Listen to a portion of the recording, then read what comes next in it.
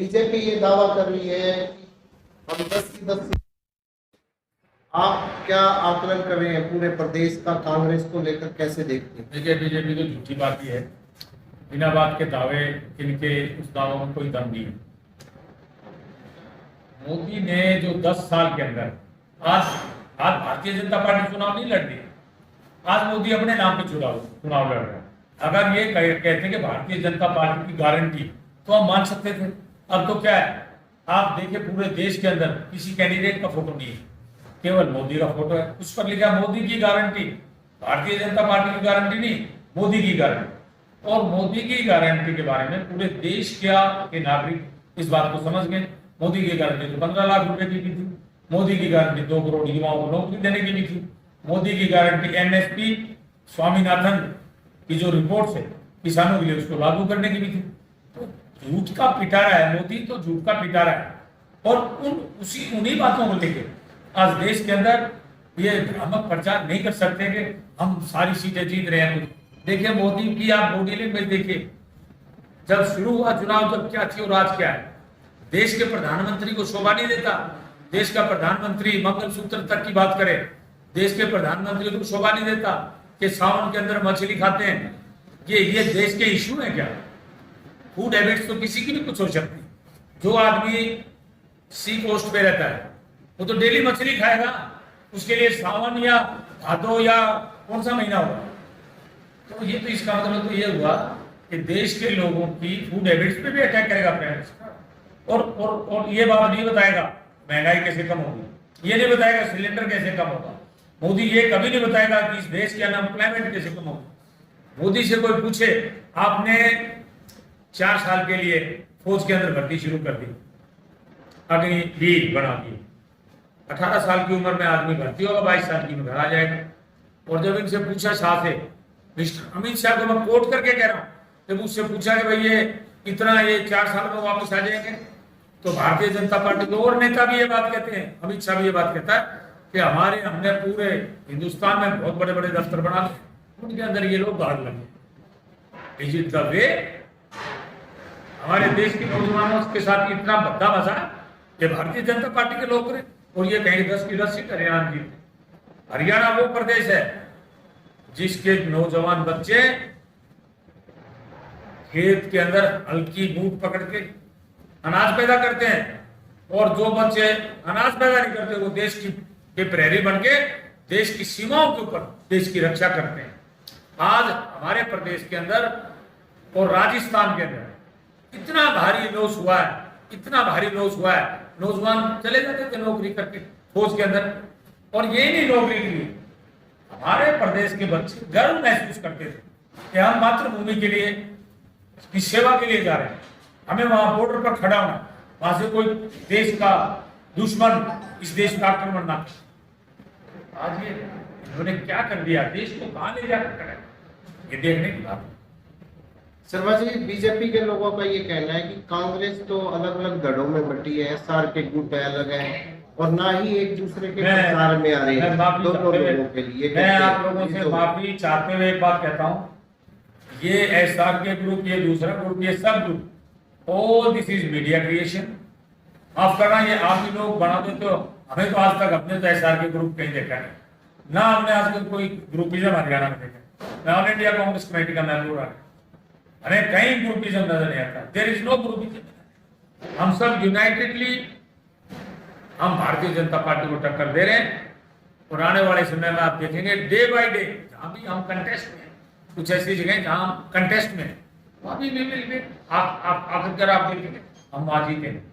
केजरीवाल जी अब बाहर आ गए हैं, तो हरियाणा में कब से अब हिसार कब आएंगे, क्या उनके आने से क्या? देखिए, मुझे उनके प्रोग्राम का नहीं पता, लेकिन मैं इस बात की भर्त्सना करता हूं, एक इलेक्टेड चीफ मिनिस्टर, आम आदमी पार्टी का इलेक्टेड चीफ मिनिस्टर, और जिसको भारी बहुमत से दिल्ली प्रदेश की जनता ने उनको जिता के कुर्सी पे बैठाया, और एविडेंशियल सर्कमस्टेंसेस पे आपने चीफ मिनिस्टर को अंदर कर दिया।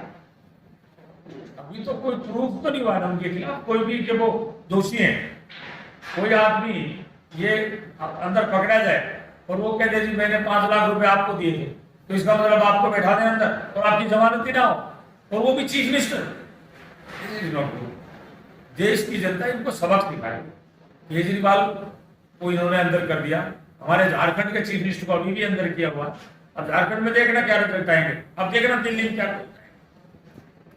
सर एक तरफ जयप्रकाश जी खड़े और एक तरफ चौटाला परिवार के 3 लोग खड़े हैं जी, क्या सिनेरियो देखते हैं? देखिए ऐसा है, ये चौटाला को जो अब हम कह रहे हैं उनके परिवार के 3 आदमी क्यों खड़े हो गए? ये तो प्रजातंत्र है। प्रजातंत्र में हर पार्टी को चुनाव लड़ने का अधिकार है। एक जेजेपी से लड़ रही है उनकी पुत्रवधू रणजीत चौटाला के आएगी पुत्र, अगर एक इनेलो पार्टी से लड़ रहे हैं रणजीत चौटाला, जो कि पहले इंडिपेंडेंट थे, मिनिस्टर भी थे, अब वो भारतीय जनता पार्टी ज्वाइन करके वहां से लड़ रहे हैं। इस हार का मुकाबला आप कौन सी पार्टी से मानते हैं, कैसे? देखिए बाकी तो ये जो दूसरी पार्टियां हैं, देश के लोग बहुत भली भांति, इस प्रदेश के लोग इस बात को जानते हैं किस तरह दुष्यंत चौटाला ने भारतीय जनता पार्टी के साथ मिलके इस प्रदेश के अंदर लूटमार की। पूरा प्रदेश इस बात को जानता है और इसीलिए जब ये लोग गांव में जाते हैं इनका भारी विरोध गांव के लोग करते हैं, केवल इसलिए क्योंकि दुष्यंत चौटाला ने आज पूरा कुश्ती लड़ रहे हैं लोग भारतीय जनता पार्टी। केवल हमारी वोट काटू पार्टी है ये वोट काटू पार्टी है। जज्बा इन्हें लोगों का तो आप जानते हो अस्तित्व हरियाणा में बचा ही नहीं, वो तो अपनी एग्जिस्टेंस की लड़ाई लड़ रहे हैं, वो तो कुछ है नहीं, एक एग्जिस्टेंस की लड़ाई लड़ रहे हैं और कुछ नहीं। कांग्रेस और भारतीय जनता पार्टी 2 पार्टियां हैं मुख्य हरियाणा में, हर जगह इन्हीं 10 की 10 सीटों पर इन्हीं की है। ये जो वोट काटू पार्टी है, हरियाणा की जनता इस बात को समझती है कि अगर हम इनको वोट दे देंगे तो भारतीय जनता पार्टी को फायदा हो जाएगा, और किसान विरोधी पार्टी भारतीय जनता पार्टी को कोई जीतने नहीं देना चाहता। आज व्यापारी वर्ग के ऊपर जीएसटी थोप दी, आज नौजवान बेरोजगार दर दर घूम रहा है, कितने कितने फार्म भरवाए, कितने कितने पेपर लीक हुए, आपने भी पढ़े, आप तो अखबार में आपको बताइए कितने पेपर लीक हुए, वो आपसे छुपे हुए नहीं, पेपर लीक हुए। और एक बच्चा तैयारी करता है पूरे साल और फिर उसका पेपर लीक हो जाए, उसके दिल पे क्या गुजरती है? उत्तर प्रदेश में 40 पेपर लीक हुए, वहां भी भारतीय जनता पार्टी की सरकार। हरियाणा के अंदर हर दूसरा पेपर लीक हुआ है। हरियाणा के अंदर जो एसएससी बोर्ड है, जो कि नौकरी लगाने का बोर्ड है, उसके चेयरमैन की दरार में पैसे पकड़े गए। क्या किया भारतीय जनता पार्टी? कितना नंगा नाच हुआ इन 10 सालों में। खट्टर की इस खटारा सरकार ने इस हरियाणा को लूट किया और उसका दुष्यंत बीच में शामिल था। तो आज दुष्यंत अगर ये कहे कि भाई हम तो भारतीय जनता पार्टी के खिलाफ, कौन मान लेगा जी? वो तो इन्होंने अलग अलग दुकानें चलाकर ये करेगा भाई वोट काट दें, वोट काटू पार्टी है जनता, कोई इसका अस्तित्व नहीं है सर। तो क्या माने किसान संगठनों का किस तरफ रुझान है, आपकी तरफ रुझान है? देखिए हम इसके बारे में आपको कुछ नहीं कहना चाहते। हमारे नेता राहुल गांधी ने 5 गारंटियां तो मेन दी। 1 लाख रुपया घर की जो सबसे बड़ी महिला होगी उनके खाते में डालेंगे, ताकि जो कोरोना के बाद इस मोदी सरकार ने हर घर में आज वो स्थिति पैदा कर दी है कि लोगों का जीना मुहाल होगा। 1 लाख रुपया महिला के खाते में, 8,500 रुपये महीना हर महीना जाएंगे। जो नौजवान होगा उसके इंटर्नशिप देंगे, 1 लाख रुपया नौजवान के खाते में जाएगा। किसानों के लिए एमएसपी की गारंटी और स्वामीनाथन रिपोर्ट लागू करनी, ये राहुल गांधी की, कांग्रेस पार्टी की गारंटी है। राहुल गांधी ने जो आज तक बोला है उसमें कभी भी आपने झूठ नहीं पकड़ा होगा, झूठ बोलता ही नहीं हुआ। हमारा नेता कभी झूठ नहीं बोलता। और जो कमेटी बनी थी भूपेंद्र सिंह हुड्डा की अध्यक्षता में रायपुर सेशन में, मैं उस सेशन को हमने अटेंड किया। कांग्रेस पार्टी ने भूपेंद्र सिंह हुड्डा की अध्यक्षता में एक कमेटी बनाई, और जब भूपेंद्र सिंह हुड्डा मुख्यमंत्री थे तो एक कमेटी बनाई जिसके 2 मेंबर थे, प्रकाश सिंह बादल और नीतीश कुमार। उस कमेटी ने जो रिपोर्ट दी थी, उस रिपोर्ट्स के आधार पे आज हमने कांग्रेस पार्टी के मैनिफेस्टो के अंदर उन्हीं बातों को रखा है। राहुल गांधी ने केरला से कश्मीर, कन्याकुमारी से कश्मीर और मणिपुर से बॉम्बे पूरा देश नाप दिया पैदल चल के, और लोगों से पूछ पूछ के, किसानों की बातें जान के, क्या दुख तकलीफ है आज किसानों को, उसके आधार के ऊपर, क्योंकि आज किसानी घाटे का सौदा, फायदे का नहीं रहा। इन्होंने यूरिया की कीमत बढ़ा दी, लेकिन कट्टे के अंदर 5 किलो वजन पहले कम कर दिया, 5 किलो फिर कर दिया, 10 किलो यूरिया खाद कम कर दी, रेट बढ़ा दी। इस आलोक समाज क्षेत्र को कैसे देखते हैं अगर सभी हल्के की बात हमारी जयप्रकाश जी को लेकर? देखिए, मैं पूरे हल्कों के ऊपर निगाह बनाए हुए हूं, निश्चित तौर से बहुत अच्छी विक्ट्री होगी जयप्रकाश। भाई जयप्रकाश यहाँ से 3 बार मेंबर पार्लियामेंट रह चुके हैं, केंद्र में मंत्री रहे, और पूरे के पूरे इलाके के लोग आज इस बात को जानते हैं कि हर दुख दर्द में जयप्रकाश जेपी भाई खड़े रहता है, और उसका पूरा विजिट होता है, पूरा के पूरे इलाके में घूमता है। और मैंने तो अभी मैं नानो, हांसी, बरवाड़ा 3-4 इलाकों से सुबह से लगे हुए हम, और घूमते हुए आए गांव के अंदर, लुहारी में गए, सोमची में गए, हर जगह जहाँ बैठ के आए।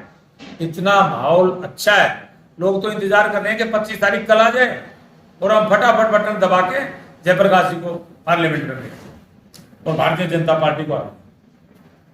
दिसंबर वाल्मीकि का कहना है कि कांग्रेस पार्टी एक डूबता हुआ जहाज है, लेकिन बीजेपी सरकार हरियाणा में 10 की 10 सीटें जीतेगी, क्या कहेंगे इसको? दिसंबर वाल्मीकि ये थोड़ा कहेगा कि कांग्रेस ही बहुत उड़ता हुआ जहाज, दिसंबर वाल्मीकि यही कहेगा डूबता हुआ जहाज, उसकी स्टेटमेंट के ऊपर मैं थोड़ा ध्यान दूंगा। कल परसों नायब सैनी ने भी इस तरह की स्टेटमेंट दी कि ह्यूज बदल है कांग्रेस पार्टी। देखिए, ऐसा क्या है, ऐसा है, हम इस बारे में कुछ कहना नहीं चाहते। उनकी पार्टी ने ये देखा एंटी इनकम्बेंसी लगी है खट्टर सरकार की, और खट्टर सरकार के खिलाफ एंटी इनकम्बेंसी को मिटाने के लिए इन्होंने चेहरा बदल दिया हरियाणा में, और नायब सिंह सैनी को बना दिया चीफ मिनिस्टर। अब नायब सिंह सैनी का तो अनुभव तो है नहीं, क्या अनुभव है उसका? कोई एडमिनिस्ट्रेटिव एक्सपीरियंस है नहीं। आप चंडीगढ़ में जाके देखो, आज भी सुपर चीफ मिनिस्टर खट्टर है, खट्टर पीछे खड़ा हुआ है, वो सिर्फ दस्तखत कर देता है। ये क्या है? मैं नायब सिंह सैनी के बारे में क्या बोलूं? मैं आज नायब सिंह सैनी को चीफ मिनिस्टर हरियाणा का, आज भी खट्टर चीफ मिनिस्टर है। चेहरे बदलने से काम नहीं चलेगा। अब हरियाणा की जनता राज बदल के पीछा छोड़ेगी। 3 महीने के बाद हरियाणा के अंदर कांग्रेस की सरकार है।